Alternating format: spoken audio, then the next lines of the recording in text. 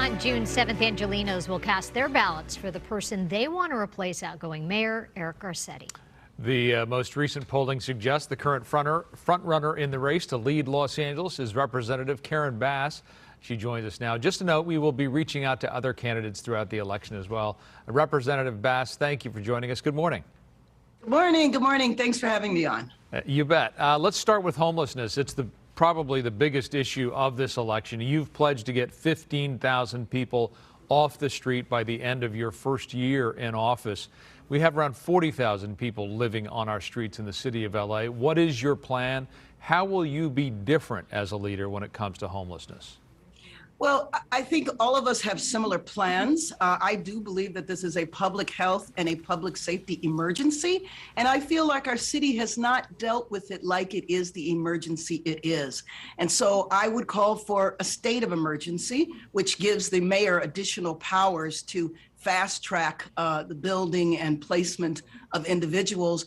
But I would also look to the state and federal government. For example, the federal government needs to waive a lot of the regulations on HUD for vouchers and also Health and Human Services for mental health and substance abuse treatment. So I am fortunate that I have deep relationships with the Biden administration, and so I could deliver on that.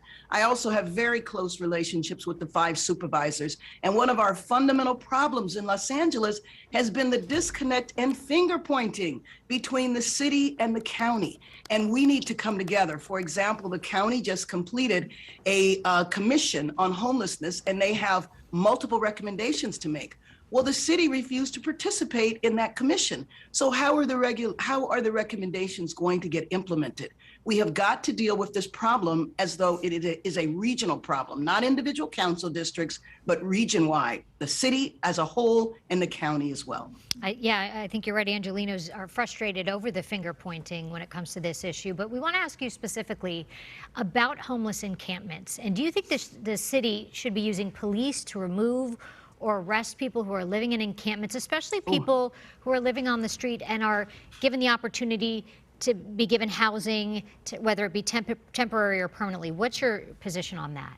Well, first of all, I would never criminalize poverty and arresting people in encampments. You know what that's going to do? Let's just say we do that. They would be arrested, they would go to jail for 2 or 3 days, and then they would be right back. So what does that solve? We have to stop doing things like that because that ultimately does not solve the problem. So what I would do for all of those hundreds and thousands of people that we have put into housing, I would work with them like many organizations do now and have people who were formerly unhoused serve as outreach workers to people who are currently housed. We know that addiction and mental health are serious contributing factors, and you just can't arrest your way out of those problems. So we don't have adequate substance abuse treatment right now. The most you can get is 30 days residential treatment. That's why I said the federal government, Health and Human Services, needs to give waivers to the regulations so people can have treatment for longer periods of time. So I just think that, that might make people feel good to say we're going to roll in the police. But if you think about it, that is no solution. You're arguing for more housing. The city's elected leaders have failed in that regard. They've built a fraction of the housing required to people who house the people who live on our streets. When the city does build housing using HHH funds, the cost can run up to more than $830,000 per unit. You said you're going to cut the red tape. Tell me how. Sure. Well, one of the reasons why it costs so much is because of the financing and the length of time it takes. See, that's one thing. When the private sector comes in and builds, and when they don't have to go through all of the regulations around the public financing, they can get things done much quicker. So I want to turn to the private sector, turn to our financial institutions, establish a fund where the people who want to do the building can borrow from that fund while they're waiting through the process of getting the public financing. That will expedite things. Every time projects are delayed, that adds to the cost. I also believe that if you are a builder and you want to build affordable housing, temporary housing, any housing related to the crisis, you should be fast-tracked. You shouldn't be in line with somebody who wants to build luxury housing, luxury apartments. And frankly, I think we have an abundance of those. We need to focus on housing that Angelenos can afford. And this is not just a question of the people that are unhoused. We're never going to solve this problem until we keep people who are currently teetering on homelessness inside their homes. LA has to become more affordable for the housed and for the unhoused. Let's talk about crime. We've seen a spike in crime in Los Angeles over the last couple of years. You want to add about 200 more officers to the LAPD, bringing the number of police in the department to about 9,700. Other candidates like Joe Buscaino and Rick Caruso, they're calling for more than 1,500 officers. Why only 200 more officers do you want to add? And also, for the record, what's your position on defunding the police? For the record, I will say for probably the 2000th time, I have never supported the notion of defunding the police. I led the effort nationally on police reform with the George Floyd Justice and Policing Act, which provides hundreds of millions of dollars for police so that they can raise their standards of policing. And so the reason why I am calling for adding to the police department the number of positions that are currently budgeted for. It is fine for candidates to say, I want 10,000 police officers, I want 15,000 police officers. The city would go bankrupt. They are not telling you how they would pay for that. I also think that hiring civilians so that some of the officers who are currently doing desk duty could get back on the beat will allow for an increase much quicker. You probably are aware that LAPD is having a heck of a time getting the people who want to be officers processed. So there's a bureaucratic snag that definitely needs to be addressed. But one thing that we cannot do is just fast track people becoming officers really quick without properly vetting them and without proper training. And I would question currently the state of training, because the number of officer involved incidents we've had, and you saw the reporting on that, a couple of weeks ago, it raises the issue of reform of the culture, better training, et cetera. Some of your fellow progressives are critical of your plans to enlarge the LAPD. Right. Former Black Lives Matter leader Patrisse Cullors says you're, quote, pandering to white West Siders and Valley voters at the expense of Black, Latinx, and working class voters. She and others claim that you've strayed from your progressive roots. To them you say what, and how would you classify yourself?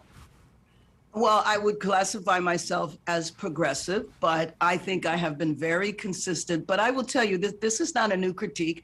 I certainly was criticized when I led the effort on the George Floyd Justice and Policing Act for the very reason that I described, because it does provide hundreds of millions of dollars for police.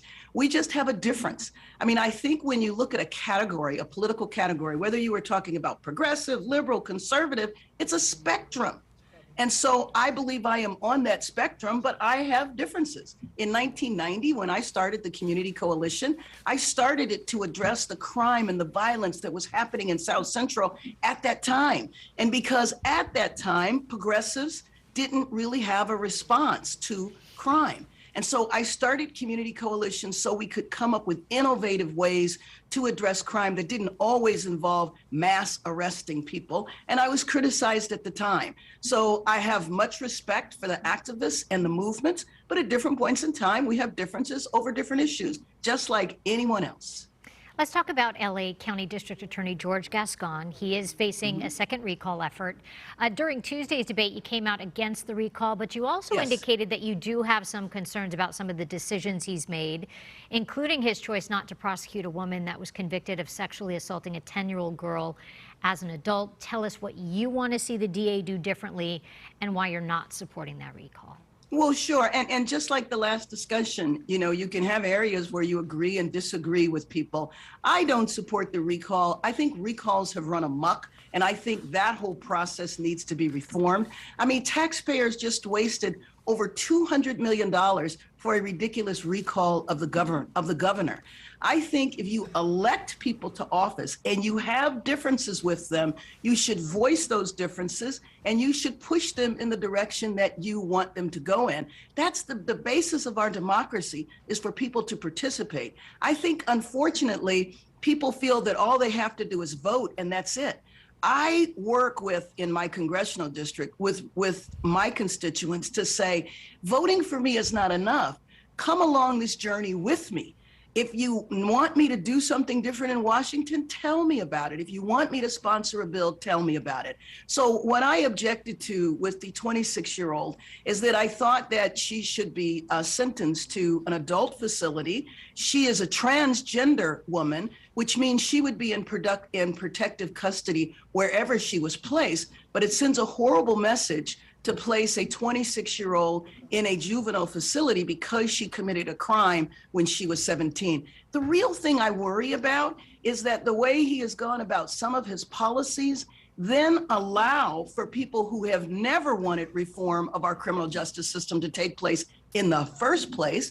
They jump on that and they use it to say, you see, reforms cause crime. And I don't believe that's the case. Again, when I was doing the George Floyd bill, people jumped on that who do not believe that the police should have any type of accountability or transparency, jumped on it and said, you see, officers are demoralized, they don't want to be police anymore, and crime is going up because you guys push for reforms. I think that that is ridiculous. Our criminal justice system is broken and it needs lots of reforms. But anytime you have a reform, it shouldn't be interpreted as black and white. You should evaluate it along the way. And if it is working or isn't working, you make adjustments. And so that is my problem. I think that the recall movement against George Gascon is really, and I know there are people that genuinely feel he is contributing to crime, but I also think there's other people involved in the recall who just don't want to see reforms take place at all. I think it's a spectrum there as well.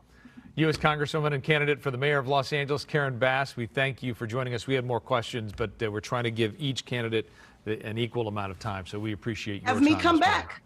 Okay. Thank you. Appreciate your Thank time. you very much. Thank you.